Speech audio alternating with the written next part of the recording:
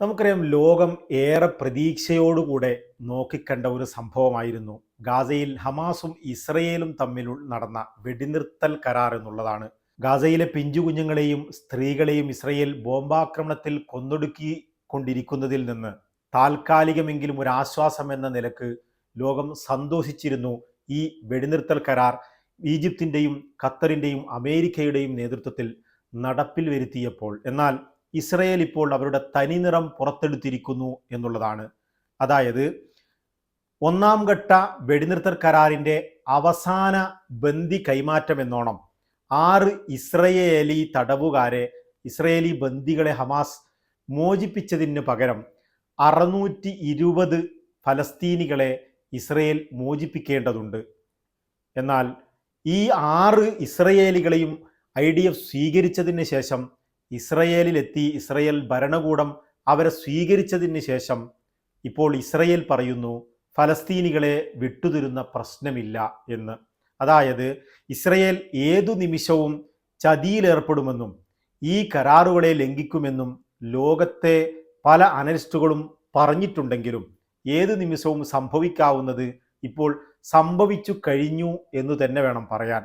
ഈ വാർത്ത കേട്ടതിന് ശേഷം ഞങ്ങളുടെ 620 ഫലസ്തീനികളെ വിടുന്നില്ലെങ്കിൽ രണ്ടാം ഘട്ട സംസാരത്തിന് ഞങ്ങളില്ല എന്ന് തറപ്പിച്ചു പറഞ്ഞിരിക്കുകയാണ് ഹമാസ്. ഇസ്രയേലിൻ്റെ കൊടും ചതി എന്ന് പറയുന്നത്, ഒന്നാം ഘട്ടത്തിൽ 6 പേരെയും അവർ സ്വീകരിച്ചിരുത്തിയതിന് ശേഷമാണ്, അവരുടെ കൈവശത്തിലെത്തിയതിന് ശേഷമാണ് കൊടും ചതി എന്നോണം 620 ഫലസ്തീനികളെ ഞങ്ങൾ പുറത്തുവിടില്ല എന്ന് പ്രഖ്യാപിച്ചത്. നമുക്കറിയാം, ഇതിന് നെതന്യാഹു എന്ന ഭീകര പ്രധാനമന്ത്രിയെ ഇതിലേക്ക് പ്രേരിപ്പിച്ച കാര്യം എന്ന് പറയുന്നത്, ഹമാസ് ഈ 6 പേരെയും ഗാസയിൽ നിന്ന് പുറത്തുവിടുന്ന സമയത്ത് അവിടെ നടന്ന ചടങ്ങിൽ, ഈ സാധാരണ ബന്ദികളെ കൈമാറുന്ന സമയത്ത് നടത്തുന്നത് പോലെയുള്ള റെഡ് ക്രോസുമായുള്ള ചടങ്ങുകളും സർട്ടിഫിക്കറ്റ് അറ്റസ്റ്റേഷനും സൈനിങ്ങും മറ്റും ഒക്കെയായുള്ള ഒരു പ്രോഗ്രാം ഹമാസ് സംഘടിപ്പിക്കാറുണ്ട്. 10,000-കണക്കിന് ഗാസ നിവാസികൾ ഇത് കാണാൻ വരാറുമുണ്ട്.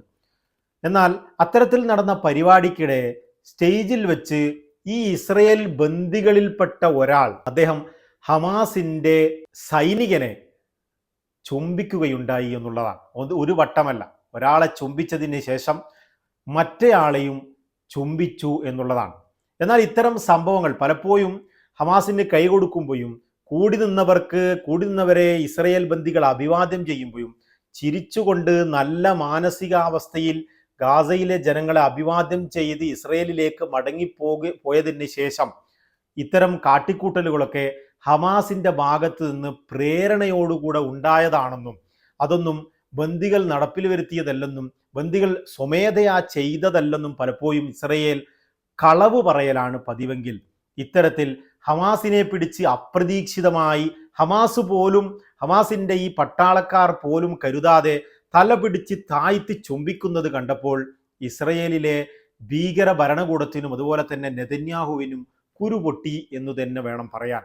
ഞങ്ങൾക്ക് ഇനി ഇത്തരത്തിലുള്ള കളവുകൾ ഇസ്രയേലിലെ ജനങ്ങളുടെ മേൽ പ്രചരിപ്പിക്കുവാൻ കഴിയുകയില്ലല്ലോ എന്ന നിരാശയിൽ നിന്നാണ് ഇത്തരം കാട്ടിക്കൂട്ടലുകൾ, ഇങ്ങനെ പരസ്യമായി ബന്ദികളെ ഒരു പ്രോഗ്രാമിൽ വെച്ച് പുറത്തുവിടുന്നത് ഇല്ലെന്ന് ഉറപ്പ് തന്നാൽ മാത്രമേ 620 ആളുകളെ ഞങ്ങൾ ഇനി ഫലസ്തീനികളെ പുറത്തുവിടുകയുള്ളൂ എന്ന ഒരു പ്രഖ്യാപനം നെതന്യാഹുവിൻ്റെ ഭാഗത്ത് നിന്ന് ഉണ്ടാവുന്നത്. അതായത്, ഒരു നിലക്ക് പറഞ്ഞു കഴിഞ്ഞാൽ ഇസ്രയേലിൽ നിന്ന് പിടിച്ചുകൊണ്ടുവന്ന ബന്ദികളെ അവരെ നല്ല മാനസികാവസ്ഥയോടുകൂടി അവർക്ക് നല്ല ആഹാരം കൊടുത്ത്, പോഷകാഹാരങ്ങൾ കൊടുത്ത് അവരെ ശരീരത്തെയും അവരെ മനസ്സിനെയും സന്തോഷിപ്പിച്ചുകൊണ്ട് പുറത്തുവിടുന്നത് ബെഞ്ചമിൻ നെതന്യാഹുവിന് തീരെ ഇഷ്ടമില്ല.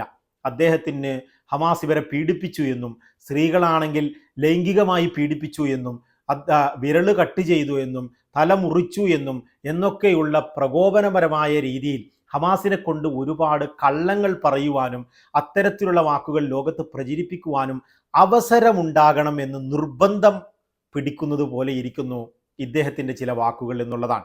അത് ഈ ലോകത്തിന് മുന്നിൽ ഇത്തരത്തിൽ ഹമാസുമായി തങ്ങൾ ബന്ദിയാക്കി കൊണ്ടുവന്ന തങ്ങളുടെ ആളുകൾ തന്നെ, ഇസ്രയേലി പൗരന്മാർ തന്നെ ഇത്ര നന്നായി വർത്തിക്കുന്നത് കാണുമ്പോൾ ഹമാസിൻ്റെ നല്ല സ്വഭാവത്തെയും അവരുടെ പോരാട്ടത്തെയും ലോകം തിരിച്ചറിഞ്ഞു കളയുമല്ലോ എന്ന ഭീതിയാണ് ബെഞ്ചമിൻ നെതന്യാഹുവിനെ അലട്ടുന്നത് എന്ന് പറയാതിരിക്കുവാൻ വയ്യ. എന്നാൽ ഇതിനൊക്കെ ശേഷം ഗാസയിൽ സീസ്ഫയർ നടന്നപ്പോഴും നമുക്കറിയാം, ഇത്തരത്തിൽ 500ഉം 600ഉമായ ആയിരക്കണക്കിന് ഫലസ്തീനികളെ ഒരു ഭാഗത്ത് ഈ വെടിനിർത്തൽ കരാറിൻ്റെ ഭാഗമായി വിട്ടുകൊടുക്കുമ്പോഴും വെസ്റ്റ് ബാങ്കിൽ നിന്ന് നൂറുകണക്കിന് ഫലസ്തീനികളെ വീണ്ടും അറസ്റ്റ് ചെയ്ത് ഇസ്രയേലി ജയിലുകളിലേക്ക്, ഡിറ്റൻഷൻ സെൻ്ററുകളിലേക്ക് അയക്കുന്നുണ്ട് എന്നുള്ളതാണ് ഇസ്രയേലിൻ്റെ മറ്റൊരു ചതി എന്നുള്ളതാണ്. ഇത്തരം ചതികളിലും കരാറുകൾ ലംഘിക്കുന്നതിലും മാത്രമുള്ള ലോകത്തെ ഏക ഭീകരരാഷ്ട്രമാണ് ഇസ്രയേൽ എന്ന് പറയുന്നത്. ഇപ്പോൾ ലോകത്തെ പല രാജ്യങ്ങളും ഇസ്രയേലിൻ്റെ സ്വഭാവം തിരിച്ചറിഞ്ഞുകൊണ്ട് ഇസ്രയേലിൻ്റെ കൂടെ നിൽക്കുന്ന, എക്കാലത്തും കൂടെ നിൽക്കുന്ന ഫ്രാൻസ് പോലെയുള്ള, UK പോലെയുള്ള രാജ്യങ്ങൾ ഇസ്രയേലിനെതിരെ തിരിയുകയും ദ്വിരാഷ്ട്രം മാത്രമാണ് പരിഹാരമെന്ന് വളരെ ഉച്ചത്തിൽ വിളിച്ചു പറയുകയും ചെയ്യുകയാണ്. ഇന്നലത്തെ ഇന്റർനാഷണൽ മീഡിയകൾ റിപ്പോർട്ട് ചെയ്യുന്നത് പ്രകാരം യൂറോപ്യൻ യൂണിയന്റെ ഫോറിൻ പോളിസി ചീഫ് ഇന്നലെ പറഞ്ഞിരിക്കുന്നത് 2 സ്റ്റേറ്റ് സൊല്യൂഷൻ മാത്രമാണ് ഇതിന് പരിഹാരമെന്നും ഗാസയിലെ ജനങ്ങൾക്ക് ആർക്കും പുറത്താക്കാൻ അനുവാദമില്ലെന്നും ഗാസ ഫലസ്തീനികളുടെ സ്വന്തം ഭൂമിയാണെന്നും വളരെ ശക്തമായി ആഞ്ഞടിച്ചിരിക്കുകയാണ്.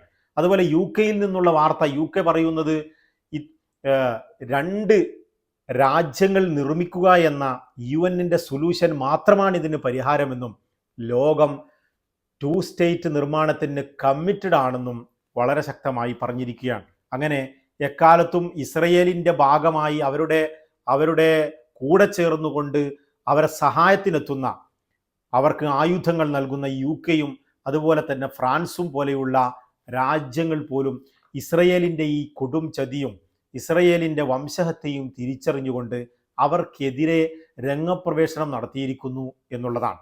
നമുക്കറിയാം, ആഴ്ചകൾക്ക് മുമ്പാണ് ഗാസയിൽ നിന്ന് ഗാസ നിവാസികളെ പുറത്താക്കുകയും ഈജിപ്തിലേക്കും അതുപോലെ തന്നെ ജോർദാനിലേക്കും പുറംതള്ളി ഗാസ ഞങ്ങൾ പിടിച്ചെടുക്കുമെന്നും പറഞ്ഞത്. എന്നാൽ അമേരിക്കയുടെ എക്കാലത്തെയും സുഹൃത്ത് രാജ്യങ്ങളായ GCCയിലെയും മറ്റ് അറബ് രാജ്യങ്ങളും ഇതിനെതിരെ വളരെ ശക്തമായി തിരിച്ചടിച്ചു എന്നുള്ളതാണ്.